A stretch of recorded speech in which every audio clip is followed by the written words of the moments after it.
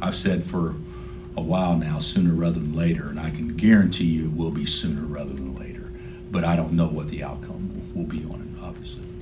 We're talking about, basically 2 months since he's played, and has he practiced? Yes. But he's also been on the scout team a lot. If you practice for an hour and a half, it's hard to give a guy that is not going to play in the foreseeable future enough reps to really take it away from somebody else at that time that does have to play. So, yeah, but it's going to take him. I would say with Billy, if Silvio takes 3 or 4 weeks to get comfortable, Billy will probably take a week to get comfortable. Our whole focus has been getting him here playing. So if obviously we get a negative report back, we'll have to deal with that and get with he and his mother and determine what the best thing for him would be after that. But we're very hopeful that's not the case. But we hadn't talked about that. Silvio's deal is different. Silvio's deal is an amateurism deal that every athlete that plays college athletics goes through.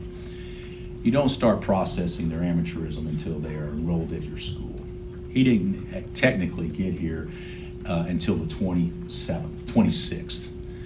NCAA offices were closed until January 2nd. So since January 2nd, since in the last 48 hours, there's been a lot of different things going on because they have to give us the questions they need answered. And the thing about it is people say, well, how hard is that? Well, he's an African kid. He comes from Angola. Club teams, documents. Did he ever play in this tournament? Well, pros played in that tournament. Were there pros on your team? All these different things. You have to have written things to prove that he's an amateur. He wasn't a professional playing. Well, let's call it like it is. Can he help us in short spurts in the next week? Maybe. Yeah, I think he might can in the next week.